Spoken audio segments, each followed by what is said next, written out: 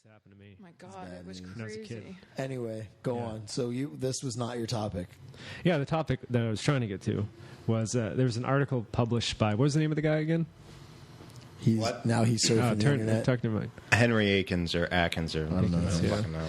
So in this article, he was trying to argue that yes, the back is a good position for self-defense, a very good position. No, that's not what he's arguing. Okay. He was arguing that the back is not good for self-defense. No. He's saying it's good. It's still good. It's just not. Oh, he's saying, it's all right. Yeah. It's okay. It's just not. It's silly. As good as we've been taught. No, it's silliness, man. It's fucking silliness. Like, the problem is this. So can we say his argument real quick before you... Destroy it? Yeah, go for it. So that was his first statement. And he's saying, one, if you choose to give up... If someone turns... If you have the back and someone turns, if you follow them so that your back is on the bottom and you're still on their back and they're face up, you're much better off letting them turn underneath you and keep mount instead of holding the back. That's what he teaches his students. And for a number of reasons, he said he had a couple of different bullet points. And, of course, I don't have the article up in front of me.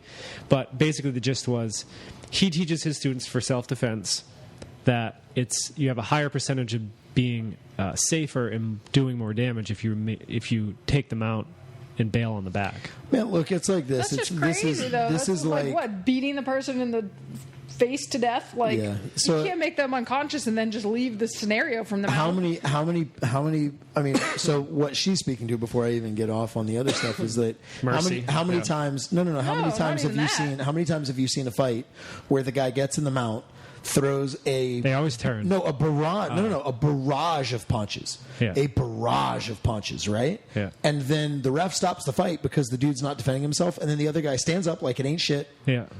Disappointed, shakes his mouthpiece. God damn it, son of a bitch! Like, but not fucked up. How Not many to mention times your have you hands seen are probably somebody, broken by then. Very often. It's very common. It's all the time, man. Like, people that get fights ended from the mount, don't end the fights from the mount. Yeah. If somebody just balls their hands up, it is very hard to beat them into oblivion with your hands from the mount. It's not like you're going to Americana them to What death. happens is the dude turns over and gives up the choke, or what this guy's calling the back mount, where it's back face down. Right. Which he does say is... Of course he says it's good because it's awesome, right? But then it's like, if the guy sticks the arm out, does he teach his guys armbar from mount? Yeah. Because I tell you what the fuck, man, armbar from mount is fucking way risky. Yeah, don't do that. Armbar from mount is leaving the position, leaving the ladder entirely and jumping on a finish and hoping it works. Right. It's Most climbing a people window, don't most too. people don't practice recovering from the armbar to positions like we teach here. Most people don't practice that. So they legitimately are diving on this thing in the it's like throwing a fucking shot from half court, like they're hoping it works. You know what I mean? Which is a dumbass strategy. So I am assuming, following his logic, he would not teach Jujigatame. Like, he would not teach the regular armbar, like classic jiu-jitsu position, arms across the head and the chest, breaking the arm with your hips. Like, I'm assuming he doesn't teach that because that's non-positional and also stupid. If you're going to go by the logic that he's using there, right? Yeah.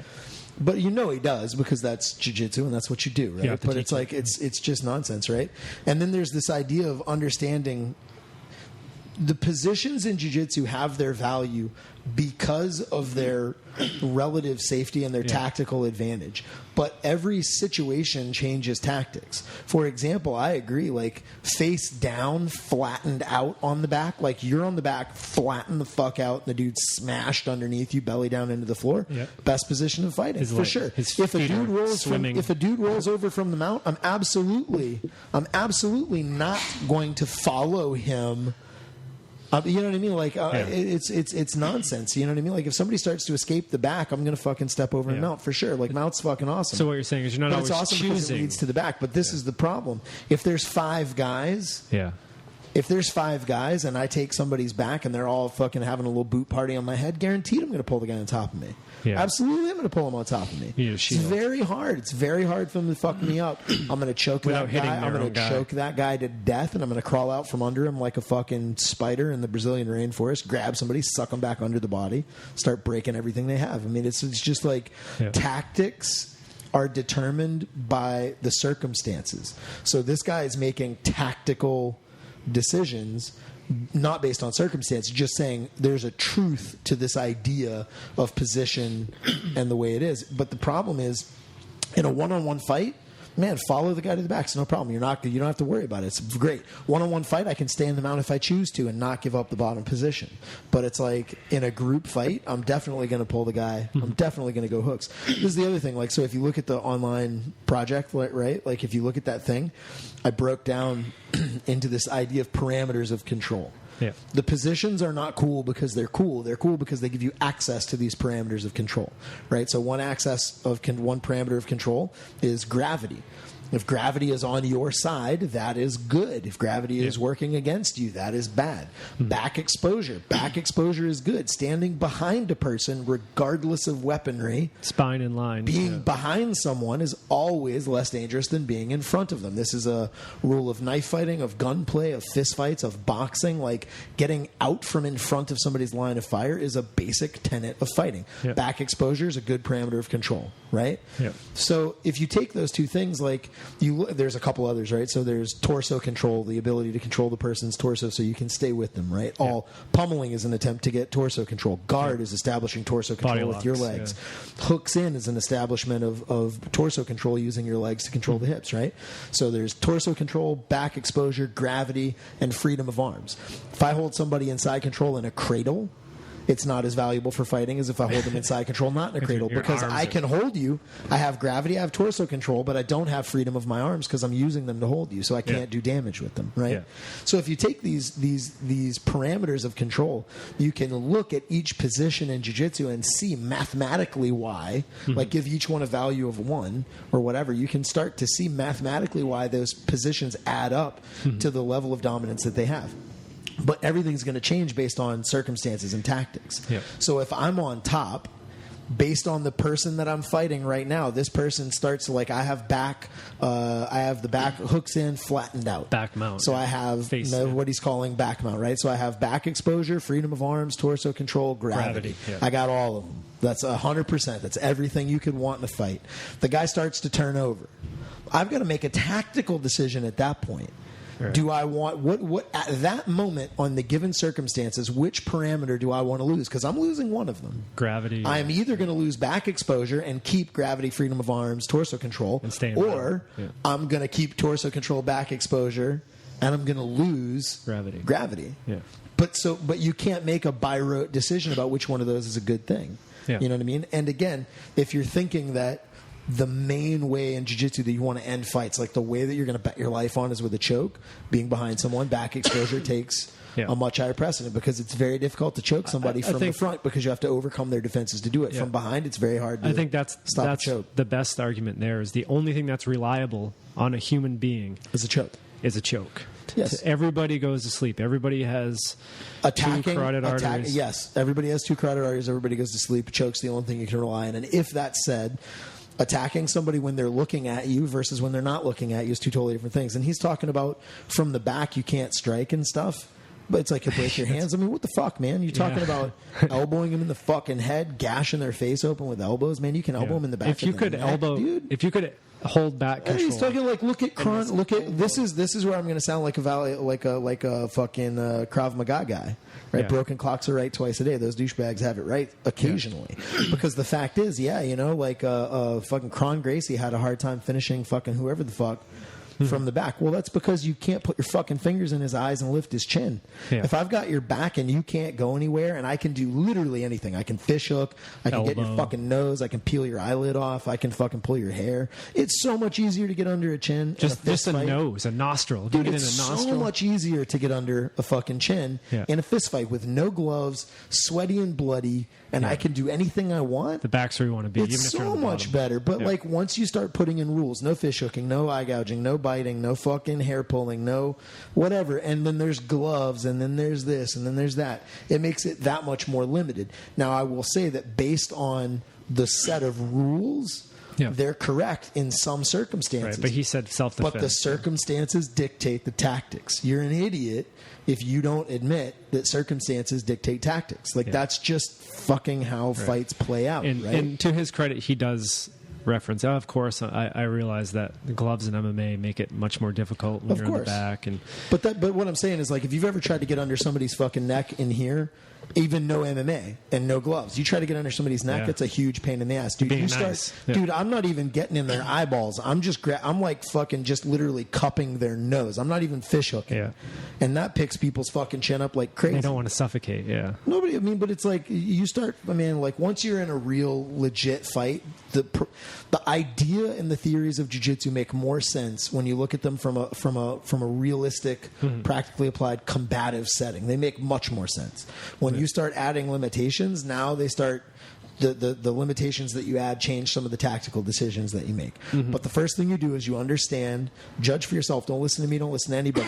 Understand the aspects, the parameters of control. Understand the things that make you dominant or not dominant in a fight, and then look for yourself. Every time somebody teaches you a position, run it through that checklist of what the parameters of control are and how many of them does it match. Give it a numerical value, and then compare it scientifically. Don't just be like, yeah, it's good because somebody said it's good. How much also do you think it has to do with people really focusing on escaping the back and people being real shitty at like holding the bottom back position?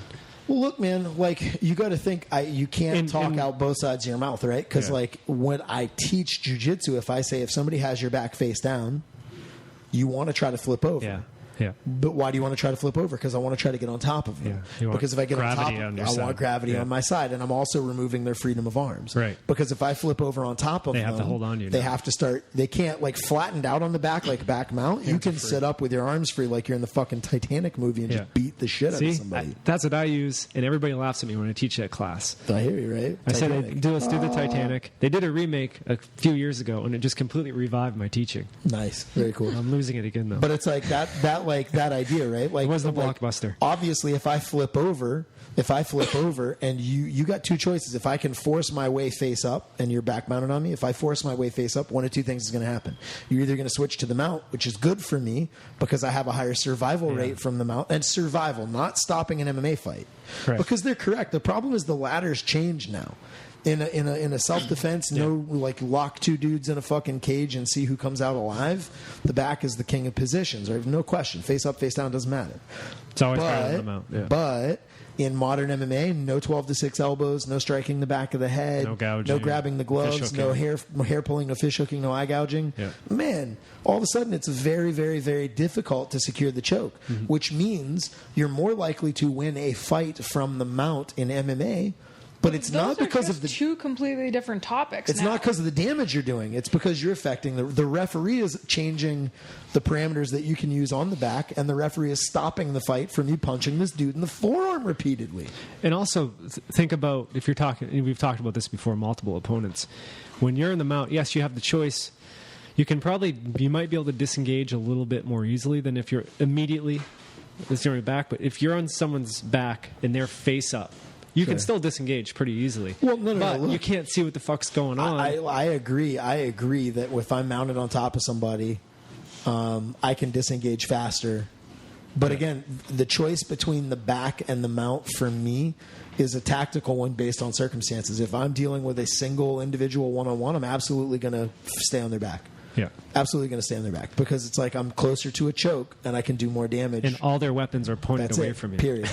Right? Now, if for some reason, because I'm tired, I'm hurt, I'm scared, there's a group of people, whatever, if there's a reason for me to change tactics and decide that for me right now, it's a 300-pound dude, gravity is way more important than back exposure to me at this moment because of the dude's weight, man, I'm going to stay on top of the mount. Yeah. But it's because I made a tactical decision based on which parameter of control was more important in that set of your argument is all things being equal, in most circumstances, he's using a flawed data set because he's going based on when's the last time that you saw finishes from the back versus finishes from the mount. Yeah. But you're talking about a referee stopping. Like you can win an MMA fight now by repeatedly punching a dude in the forearms. Yeah. It's true. But you mount the guy and you start throwing. He's not fighting back. If you throw 200 punches and you hit him smooth in the forearm with every single punch, failure to respond. They will say he is not responding, and they will stop the fight because he's not intelligently defending himself, even though he has no damage at all. However, you do that shit with no gloves. You hit an elbow, your hand's broken. You're fucked. But even so, you punch, and then what are you going to do? He's fuck you, bro. Exactly. You punch, fuck you, bro. And you break your hand. Now what? You going to get up? Yeah. You gonna let him go? Now you get into that. If you stop, I'll let you up, bro. If you stop, fuck you, man. Do you know what I mean? You gotta choke him. A flurry of punches from the mount is only valuable in a street fight because it makes them fucking turn over or stick out their arm, which means you can break their arm, and now I can choke you easier because you only have one arm. I literally hold mount now just so I can get to the gift wrap to go to the back, and I really want to work on my mount attacks, but I never really get a chance because it feels shitty to me to take an armbar from mount.